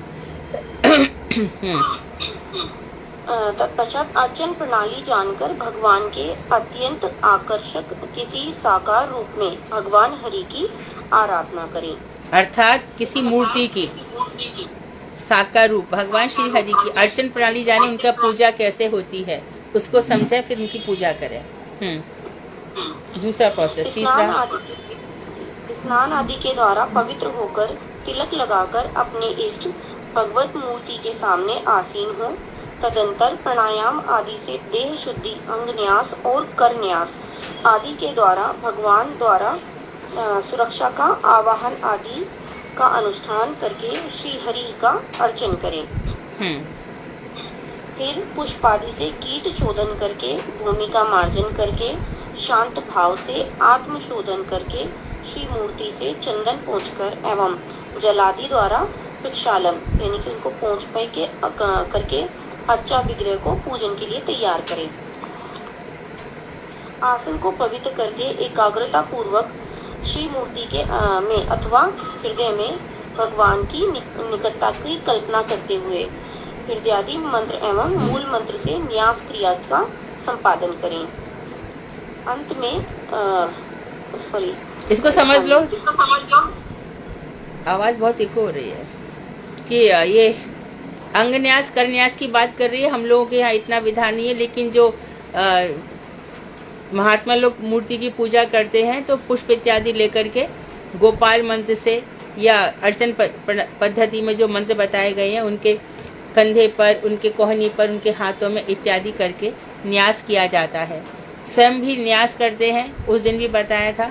हृदय आदि न्यास है ना, हृदय से स्वाहा करते हैं, शिर से स्वाहा, इस तरह से किया जाता है। कवचाय होम, नेत्र यहाँ पे इस तरह से रखा जाता है, नेत्रत्राय वौषट ऐसे करके, अस्त्राय फट ऐसे सब करके न्यास होता है। लेकिन सिंपली ये बताया गया है वेदों में, ऐसे करना भी चाहिए। लेकिन जहाँ पर बड़ी बड़ी मूर्तियों का अर्चन हो रहा है, घर में जो है जब स्नान इत्यादि कराते हैं तो वहां पर भी घंटा बजाया जाता है, आरती के अंत में शंख बजाया जाता है। और जब ठाकुर जी को स्नान शंख से कराया जाता है तब शंख में तुलसी जी लगानी चाहिए, चंदन से तुलसी का पत्ता रखना चाहिए और शंख को अच्छी तरह से धो करके उसमें चंदन लगाना चाहिए। घंटी बजाते उसमें भी चंदन लगाना चाहिए। जहाँ भगवान को बैठाया जाता है उस पात्र में या तो 2 ट्रायंगल बना करके चंदन से, हमें गोकुल धाम में इसमें भगवान को बैठा रहे हैं, या कोई नहीं कुछ होता तो चंदन रखिए, स्वस्तिक चिन्ह बताइए, इतना तो कर सकते हैं। उसमें कुछ फूल डालिए, जैसे कि हमने भगवान के लिए आसन बिछाया है, और उसमें ठाकुर जी को बैठाइए। पहले तुलसी जरूर रखिए, तुलसी के ऊपर भगवान को बैठाइए। उसके बाद तो जब रात को भगवान को सुलाते तो ऑलरेडी हमने सब वहाँ से तुलसी कभी ना हटाया, तुलसी कभी नहीं हटाना, लेकिन फूल इत्यादि सब साफ सुथरा करके भगवान को आराम मिले इसे सुलाना चाहिए। सुबह उठा करके तो जो न्यास आई है, मंत्र आई है, वहाँ पर और कुछ याद ना रहे तो अपने गोपाल मंत्र से अथवा महामंत्र से भगवान बोलते जाना चाहिए और भगवान को स्नान कराना चाहिए। अंत में देश काल के अनुरूप पूजा सामग्री से भगवान का अर्चन करें।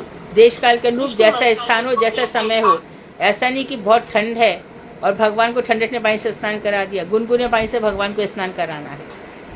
उनको बिल्कुल सद बंधुवत, ये हमारे बंधु है, इस भाव से प्रसाद भी उनको ऐसा ही देना है।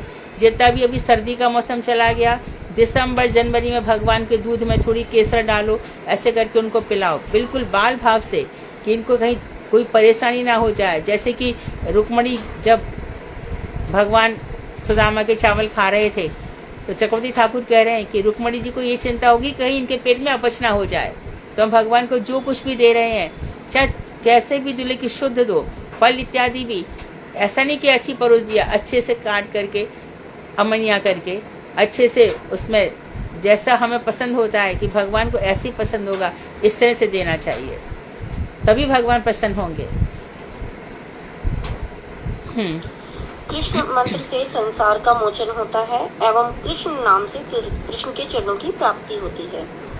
भगवान के दिव्य शरीर के प्रत्येक अंग के साथ उनके सुदर्शन चक्र, शंख आदि उपांग और उनके पार्षदों की निज निज मंत्रणानुसार पाद्म, चरण धोने के जल, अर्घ्य सत्कार के लिए सुगंधित जल, आचमनीय स्नान, वस्त्र आभूषण, गंध, पुष्प, माल्य, गले का हार, अक्षत, चावल, रत्नादि, माला, धूप, दीप इत्यादि उपहारों से के द्वारा यथोचित पूजा संपन्न करें एवं विधि अनुसार स्तुति वचनों से आदर पूर्वक स्तव करते हुए श्री हरि को प्रणाम करें। क्लियर है? जी। भगवान के नित्यदास के रूप में चिंतन करते हुए भगवान के अर्चा विग्रह की पूजा करें। तदंतर निर्माल्य दीदी, पूजा के बच्चे जो अवशेष हैं यही बोलेंगे। निर्माल्य जो भगवान को पहनाया था उसको हटा दिया गया है, वो निर्माल्य होता है जी, को अपने मस्तक पर धारण करें और आदर पूर्वक भगवत विग्रह को यथा स्थान स्थापित कर पूजा संपन्न करें। जो मनुष्य अग्नि, सूर्य, जल आदि भूतों में अतिथि या अपने हृदय में संसार बंधन का विनाश करने वाले श्री हरि का अर्चन करते हैं, वे अति शीघ्र मुक्ति प्राप्त करते हैं। तो वो कह रहे हैं कि हाँ, हरि का दर्शन सूर्य में भी कर सकते हैं, अतिथि में भी कर सकते हैं। इस तरह से सर्वत्र भगवान श्री हरि का दर्शन करते, सर्वत्र सर्वत्र समबुद्धया, सर्वत्र भगवान का दर्शन करते हैं, वो जल्दी संसार से मुक्त हो जाते हैं। ये आविर्होत्र ने राजा नेमि को बताया कि कैसे अर्चन पद्धति होती है। तो इस तरह से आगे आगे हम लोग कर्म मार्ग से, तत्व ज्ञान से प्रेम मार्ग की तरफ बढ़ रहे हैं। इस तरह से हमारे आज ये 6ठा प्रश्न पूरा हुआ और हमारे नव योगीश्वर संवाद है 3 प्रश्न और रहेंगे। तो आज क्या, आज बुधवार है ना, गुरु शुक्र 2 और हो जाएंगे, सोमवार को तीसरा हो जाएगा। तो ये तो सरल ही था, इसमें कोई विशेष बात नहीं थी।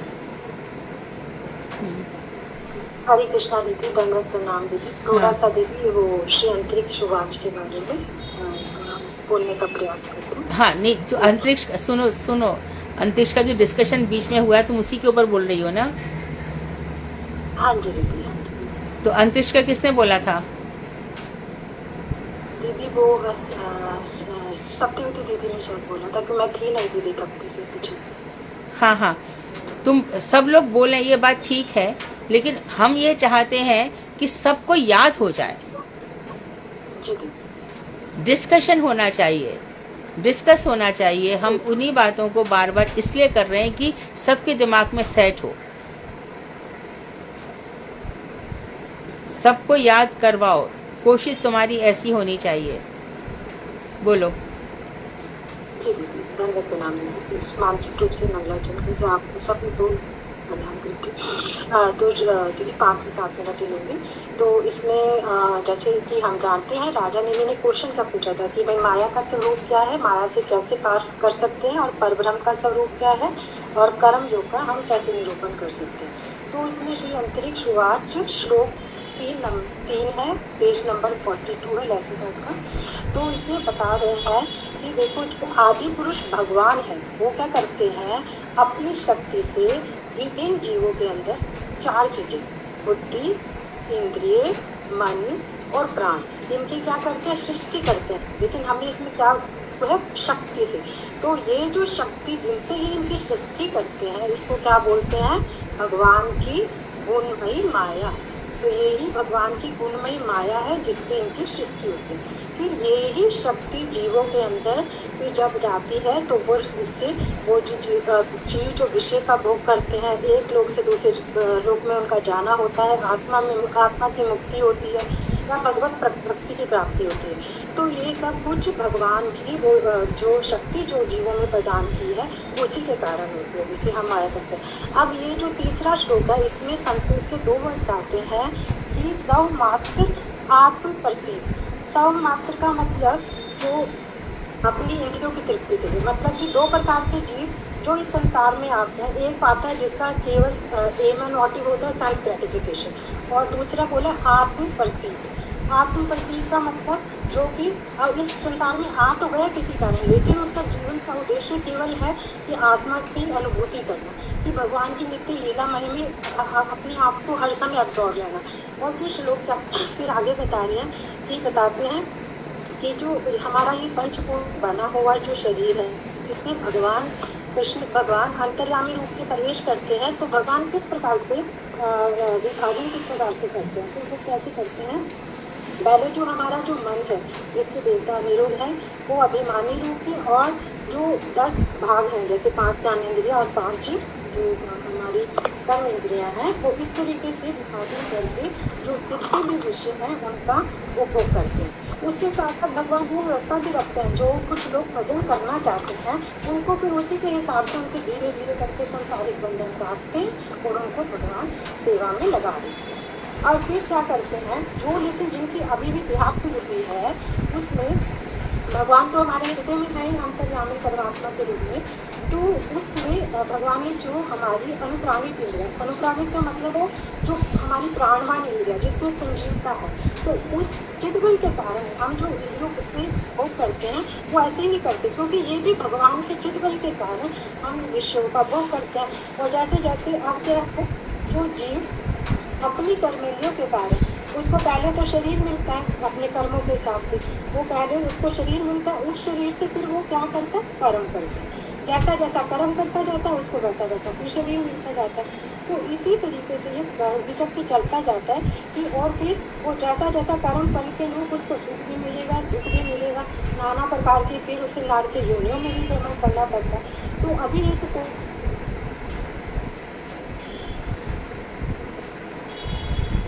हो गया। है और दीदी 2 मिनट का ना, तो फिर कर्म के जो वशीभूत देव मनुष्य और जितने भी पशु पक्षी हैं वो नाना प्रकार की दुखों को भोगते हैं और फिर जन्म मृत्यु में जाते हैं। फिर पंचभूत के पल्ले के समय में फिर वो सृष्टि जो है वो पल्ल्यावस्था में मस्जिद हो जाती है, 100 वर्षों तक सूखा पड़ता है और उसके बाद तीनों लोग उसमें संतप्त हो जाते हैं और जो शेष नाग के मुख से आग निकलती है और फिर उससे फिर उसके बाद जो संवर्तक बादल है वो 100 वर्षों तक बारिश करते हैं और फिर उसी के बाद ही ब्रह्मांड और जो विराट पुरुष है वो भी शरीर को प्राप्त कर देते हैं। इसी प्रकार से जो वायु है वो पृथ्वी से गंध का, जल से उसका रस का और जो अग्नि है उससे उसका तेज का, इस प्रकार से वो सारा कुछ उनसे अब्सॉर्ब कर लेते हैं। तो इस प्रकार से जो जितने के जितने पंचभूत हैं वो तामस संसार में लीन हो जाते हैं, इंद्रिया बुद्धि राजस में और मन सात्विक संसार में।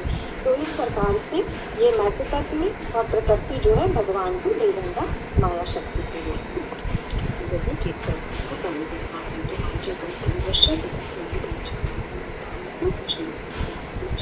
सुधा, तुम इस तरह से मैनेज करो कि जो भी टॉपिक हुए हैं ना तो सभी लोग उसको समझो, सभी लोग पॉइंट्स बोले, तो हमें पता ही नहीं चलेगा कि अच्छा मुझे तो पता करें या अगर उसका भी कोई इम्पोर्टेंस नहीं है। आप लोग समझे कि नहीं समझे, आप लोग खुद अपने हृदय में झांक के देखो, जो कुछ भी पढ़ा जा रहा है वो समझ में आया कि नहीं। इसलिए आप लोग तैयार रहो कि चलो हम आज पूछते हैं कि पहले वाले दिन की कथा सुनाओ, तो सभी लोग हम सुना सकते हैं, हम बता सकते हैं, ऐसा होना चाहिए। हरे कृष्णा दीदी, मैंने तो यही सोचा था सारे अपना हैंडल करेंगे और सारे बोलेंगे। हाँ वही ऐसा होना चाहिए। मैं जब बोली हूँ कल बोली हूँ, मैं ये सोच के बोली हूँ कि हम सब थोड़ा करके हाँ, बोलेंगे सब बिल्कुल, ये मतलब होता है क्योंकि सुनी सुनाई बातें हमेशा याद रह जाती है।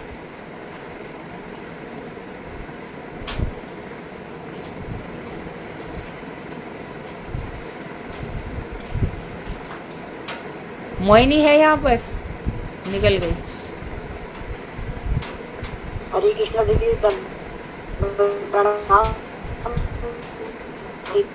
आवाज ब्रेक हो रही है। आवाज आ रही है?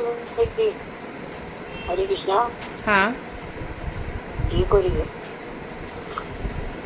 दीदी। मेरे को भी कोई टॉपिक दीजिए ना, मेरे पास पहले तो ग्रंथ नहीं थे, अब तो मैंने ले लिया है। ठीक है, ये नवयोगीश्वर संवाद हो जाए फिर प्रयोजन उपाख्यान लेंगे, तभी आपको टॉपिक बता देंगे।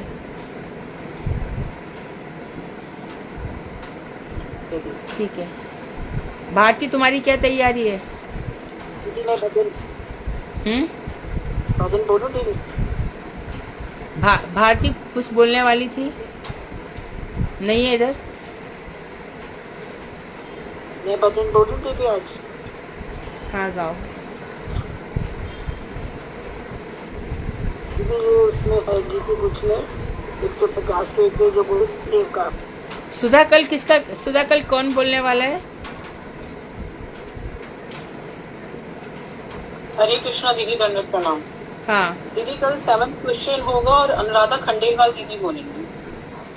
ठीक है, और 7 के पहले सब लोग फिर से डिस्कस करेंगे। आज का टॉपिक भी एकदम सरल ही था, सब बताएंगे और खुद सामने से बोलेंगे कि हम बोल सकते हैं इस विषय पे। दीदी इसमें ये चीज भी कर सकते हैं कि जितने क्वेश्चंस अभी तक हो गए हैं, जैसे 6 क्वेश्चंस हो गए हैं, सबने ही मुझे लगता है नोट्स बनाए होंगे जो कि इन सब नवयोगेंद्र संवाद को जानने के उत्सुक हैं। तो जिसको जो चीज समझना है वो क्वेश्चन कर सकते हैं अपने 6 क्वेश्चंस में से कि जी हमें ये चीज समझ नहीं आई है, तो वो लोग अपने क्वेश्चन पुट अप कर सकते हैं। और जहाँ पर जिसकी कोई शंका है, कोई डाउट है, संशय है, तो वो पूछ सकते हैं, क्लियर भी कर देंगे तो हमको वो क्लैरिटी होगी। हाँ जी। तो जैसे जो जैसे क्वेश्चन आगे बढ़े वैसे वैसे जो छह पृष्ठ नहीं ब्रह्म समझ का में आता, स्वरूप, माया का स्वरूप, माया की निवृत्ति का स्वरूप, अर्चन पद्धति, कल्याण किसमें है, ये सब पृष्ठ में ही उत्तर छिपे हुए होते हैं। आपस में तुम लोग जो पढ़ा है ना, घर पे भी डिस्कस करो, पति पत्नी करो, माँ बेटा करो, बहनें करो, बहन जो भी आपके साथ बैठे हैं उनके साथ ये डिस्कस करो और जीवन भर के लिए तैयार हो जाओ। ठीक है, भजन।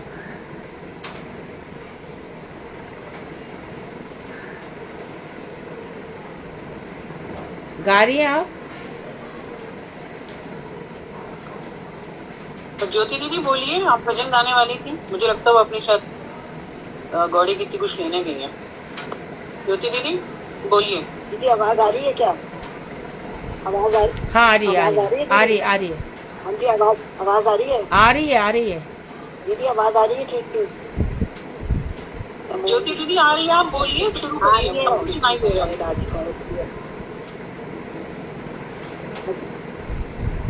अच्छा अच्छा जी दीदी। प्रजन मन सुखकारी, राधे श्याम श्यामा श्याम। राधे प्रजन मन सुखकारी, राधे श्याम श्यामा श्याम। मोर मुकुट मकुराकृत कुंडल, गल वदंती माल। मोर मुकुट मकुराकृत कुंडल, गल वदंती माल। चरण मुकुर रसाल, राधे श्याम श्यामा श्याम। राधे चरण मुकुर रसाल, राधे श्याम श्यामा श्याम। ब्रज जन मन सुखकारी, राधे श्याम श्यामा श्याम। सुंदर बदन कमल बद लोचन, बाकी चितवन हारी। सुंदर बदन कमल बद लोचन, बाकी चितवन हारी। मोहन वंश विहारी, राधे श्याम श्यामा श्याम। राधे मोहन वंश बिहारी, राधे श्याम श्यामा श्याम। प्रजन मन हितकारी, राधे श्याम श्यामा श्याम। वृंदावन में प्रेम तरावे, गोपी जन मन भारी। वृंदावन में प्रेम तरावे, गोपी जन मन भारी। श्री गोवर्धन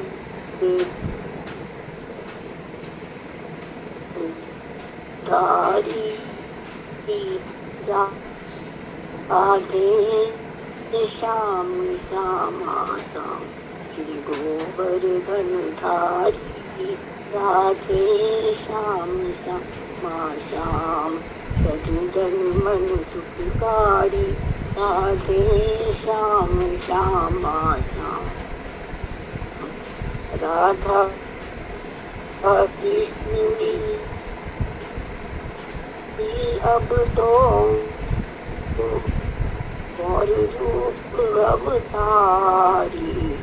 राधा कृष्ण ने अब तो और रूप अवतारी। कीर्तन धर्म प्रचारी, राधे श्याम श्यामा श्याम। राधे कीर्तन धर्म प्रचारी, राधे श्याम श्यामा श्याम। प्रजन मन सुखकारी, राधे श्याम श्यामा श्याम। दिन मेरे और न कोई, नाम रूप अवतारी। दिन मेरे और न कोई, नाम रूप अवतारी। चरण में बलिहारी, राधे श्याम श्यामा श्याम। चरण में बलिहारी, राधे श्याम श्यामा श्याम। रति जन मन सुखकारी राधे श्याम श्यामा राधे श्याम राधे श्याम राधे श्याम राधे श्याम राधे श्याम राधे श्याम राधे श्याम राधे श्याम राधे रति जन मन सुखकारी राधे श्याम श्यामा श्याम। हरे कृष्णा। जय गुरुदेव। ये गुरुदेव द्वारा रचित भजन है ना? हाँ, उन्होंने ही रचा है। हरे कृष्णा। हरे कृष्णा। बहुत सुंदर। वांछाकल्पतरुभ्यश्च कृपा सिन्धुभ्यैव च पतितानां पावनेभ्यो वैष्णवेभ्यो नमो नमः। हरे कृष्णा। धन्यवाद।